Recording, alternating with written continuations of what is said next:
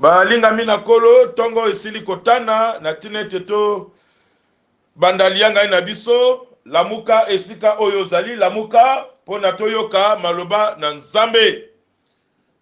Tika ete ngolu na kolo na biso Yesu Kristo Masiya pe bolingo na Nzambe tata ewumela kati na biso nyonso. Amen. Amen. Alors telema esika oyo zali yo wana makoki ko telema tokozwa konti kintwadi numéro 120 pe tokoyemba na esengo. Sebwa busitu yangana.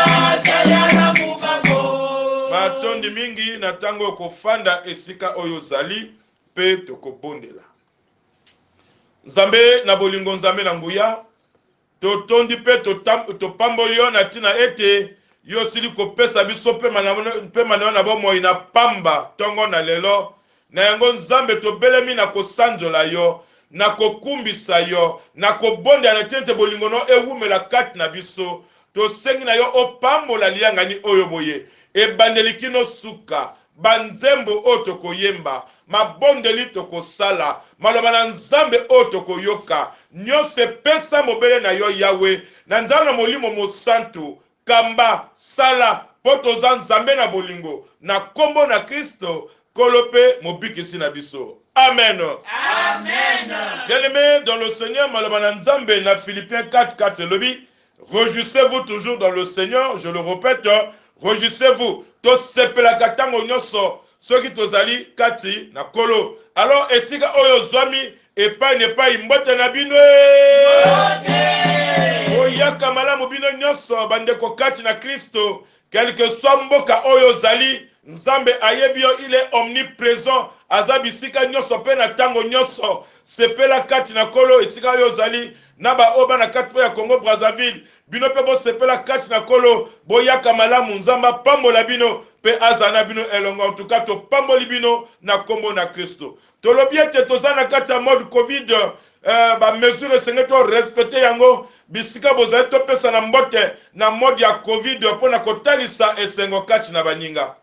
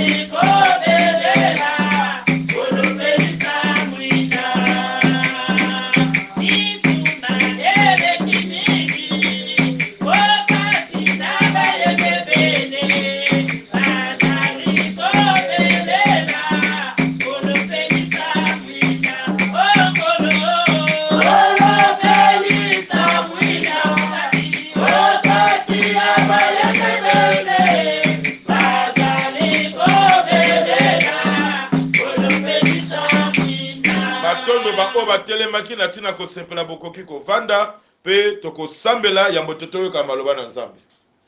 Bika beto kusambila nange diaka tata nzambi beto na kutonda na suka ya ingeme kuyonzika diaka beto nzambi ya moyo beto bayina mekuzwa diaka nlemvo na suka yai beto mekuvwanda na isi ya makulu ya mwana na Yesu Kristo imeni na bandonga ya mpamba niko na beto mekukwisa na nge kufulusa yao na madi yange ya kimpeve tata nzambi kisielo ina ngeme kusora bonso kanal yani mekuzwa inwa mambo ni yange yoka bikoba yandi tata nzambi na bika nge kusadile yandi na lulendo nyonso bieka mambo yange tata nzambi na suka yai muchindu kele zola na lemvo yange na kumbi ya Yesu fume ya beto na mvulise beto amen. Amen. Alors zwa Bible toko tanga verset ya mois ya février.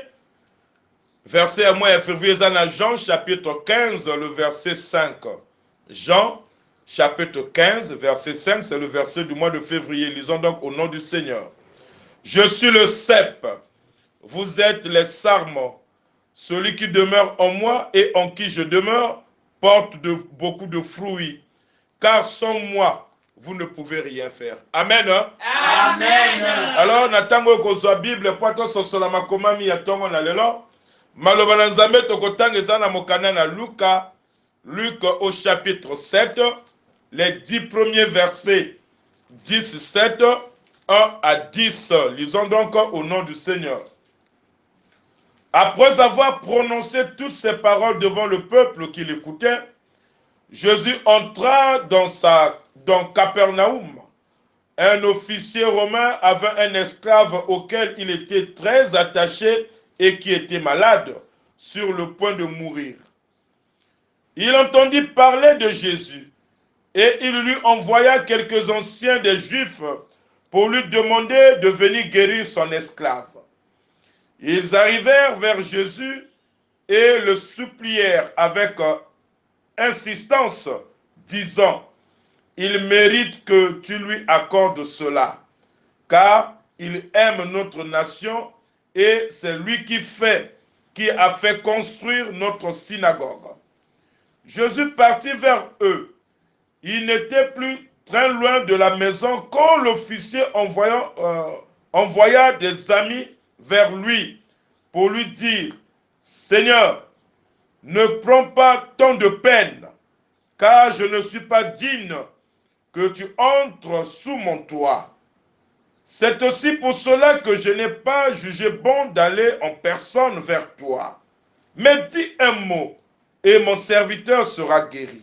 En effet, moi aussi je suis un homme, soumis à des supérieurs, et j'ai des soldats sous mes ordres. Je dis à l'un, pars, et il part. À un autre, viens, et il vient. À mon esclave, fais ceci, et il le fait. Lorsque Jésus entendit ces paroles, il admira l'officier et se tournant vers la foule qui le suivait, il dit, « Je vous le dis, même en Israël, je n'ai pas trouvé une aussi grande foi. » De retour de la maison, les personnes envoyées par l'officier trouvèrent l'esclave qui avait été malade en bonne santé. Amen. Amen. Alors, semaine oyo tozana mama na likambo oyo boye tokolandaka, on nous parle de la compassion dans le ministère de Jésus-Christ. Koyoke la mawa kati na mosala ya Yesu Kristo. Wanani mama ya likambo oyo toko sosolaka poso oyo nyoso mobimba, la compassion. Lisese oyo ezali ato histoire oyo ezali awa. Ezali Jésus na kondima ya officier romain.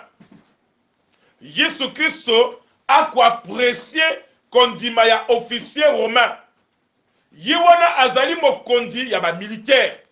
C'est un officier, mais azana agent non esclave. Mwana mosala o azali malade. Alors, imaginez tozonga nani dans le temps ya Kalawana. Que vaut un esclave devant mon conducteur, devant patron naïe. Parce que patron naïe. Mais ezana ba oyoboye, ba esa bazalo kola biloko pamba. Le kola kaka ba nyama, on les fait travailler. Olia te tu travailles. Lui son problème c'était cruel. Mais cet officier, quoique azana esclave, mais motema o iza kati na ye, eza motema na mawa. Motema o eza kati na ye, eza motema o eza sensible. Na kotala esclave malade, il ne s'est pas arrêté là. Il a entendu parler de Jésus. Il a entendu parler d'un prophète. Il a entendu parler de celui qui opère des miracles. Et lui aussi, dans la foi, il se dit, ce qui n'a kebe kota motowana, na ona koyoka pona ye, certainement, na kozape solution na likabonangai. Et c'est ce qu'il a fait. Atindi batonai ba kene kota la Jésus. Mais quand Jésus réagit positivement, parce que Yesu mwana na nzambe, na kat na ministère na ye, azalaki koyoka toujours batomawa. Bolingone ezalaki ete ba o bazo bela, ba o baza malade, ba kangolama, malade longola, ba oyo boye, selon programme oyo même na kat ya Luc au chapitre 4, les versets 18 à 22, kota la programme ya société ya Jésus, s'il faut parler ainsi.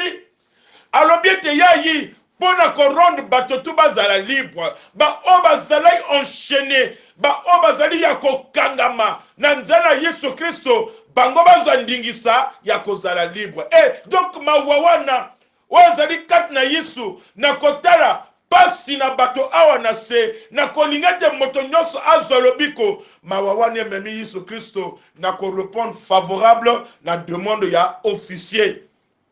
Et ni wana Yesu se tourne vers la direction, il y a le côté officier, il aperçoit Christ de loin.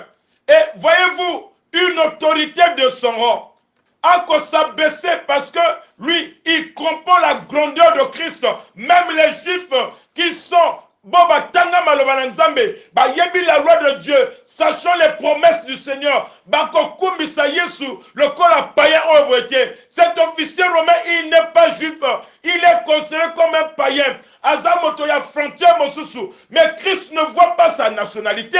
Christ azota la ndinga na yete. Christ ne voit pas affiliation aux Ezanaye. Mais Christ voit la grandeur de Dieu na kati ya vie ya moto. Ce qui importe est que gloire ya Nzambe est s'éclater. Batobaye ba solo Nzambe azalaka. Quel que soit ndinga ozali, quel que soit mboka ozali, o ba solo que Christ azali nkolo na kati ya bomo na yo. Et c'est ce que Christ fait.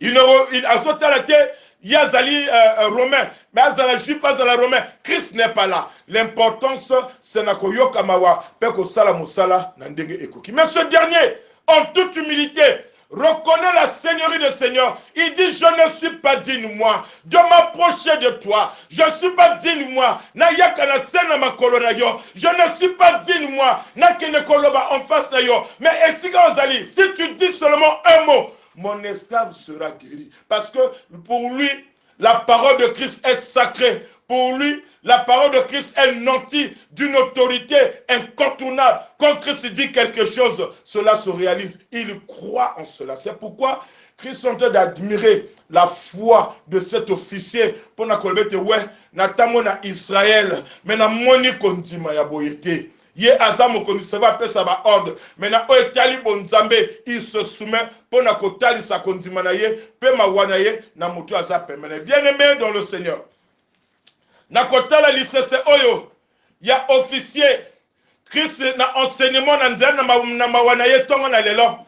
Alingi jusqu'au rappeler yo ete yo zali mwana na nzambe. Tu peux être accablé. Okoko zana ba problème oyo kotungiso lokola esclave ya officier oyo azalaki malade ezali lokola moi métaphore, c'est une situation oyo ko traverser, situation oyo ko vivre, oyo ko persister na kati ya vie na yo, oyo boye ko rono même mal à l'aise, oyo ko satan nyonso yo polelaka et tango nyonso za na kati la basusi. Christ te dit ce matin que ta foi peut te sauver. Si tu crois réellement que Christ est capable d'agir, il est capable de transformer, il est capable de changer ta vie, cela va se faire parce qu'il est puissant.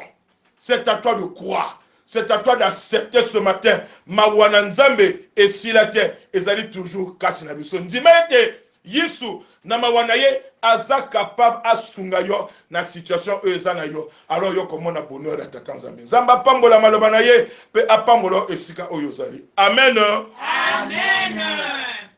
Onze ivo Yesu kansisanga ko moyani tulanga minu kyakyo. Mundina ya moyo uchesanga pe. Kaleni kusisa ko. Kaleni kusisa ko. Kaleni kusisa ko. Mungu munu kanungisanga. Kaleni kusisa ko. Mundina ya kiese kajakisanga. Yekemo nyamona kasongesanga. Mukoko kwa Yesu ikwazuzanga. Kaleni kusisa ko. Kaleni kusisa ko. Kaleni kusisa ko. Mukoko munu kanungisanga. Kaleni kusisa ko. Imona kakiese yedungu lupe. Yedungu kaluku katomisanga. Yekoko kwa Yesu ikusulako. Kaleni kusisa ko. Kaleni kusisa ko. Kaleni kusisa ko. Mukoko munu kanumisanga. Kaleni kusisa ko. Tokosambela Nzambe na bolingo, Nzambe na nguya ya solo yo kotika biso te. Yawe yo lobi yango etoza na biso mikolo nyonso kino suka na ekeke. Yawe lobi mokondi nyonso epesami na yo wutalola kino na se Yesu Kristo Masiya. Yo lobi ete ya solo mikakatane koyaka metotelema Yawe yo na kata bolingo na yo okoyeba kobikisa bana na Nzambe. Yawe tala bana na yo tala bango bisika bazali moto na likambo na ye moto azolia na situation oyo azo traverser yango. Nzambe maloba na lobi ete na tango officier Romain atindi bato kotala yo yoki mawa. Nzambe yo lobi likambo te eye moto wana abika Nzambe azwaki pe lobiko parole yo prononcer ke ememaki changement na kata vie na moto wana azwaka guérison. Tongo na lelo prononcer likambo moko prononcer yango ete bao nyonso bakangami na kondima elikia na kati na yo bayamba lobiko au nom de Jésus. Bao nyonso bako croire na puissance ya maloba na yo bayamba changement au nom de Jésus. Bao nyonso bako croire na puissance ya maloba na yo bazala libéré au nom de Jésus. Yahweh bao nyonso bako croire na puissance ya maloba na yo bazwa solution na makamo na bango au nom de Jésus. Yahweh ba témoigner yo, ba témoigner bonene na yo et ozali nkolo yo o changer te. Matondi zwa lokumu na kombo na Kristo kolo pe mobikisi na biso. Amen. Amen. Balingami lolo ezali mokolo ya jeudi. Mokolo ya Jésus eza mokolo na biso oyo boye tozalaka na kati ya jeûne. Tokotaka na kati ya méditation to mataka ngomba me na kati ya jeûne. Na tango oyo balingami tofongoli jeûne na biso na kombo ya tata mwana pe molimo mosanto. Alors totondi bino nyonso totondi pe comité d'animation na mosala malamu pe kitoko bako sala tango nyonso Nzambe paleka kopambola bino kozala na bino tango nyonso tokoyemba pe na sima tokokanga. Zambi fumu wanzaya yo, ei makasa mamosono, mundu kalesi kunyukako, nutindika bo,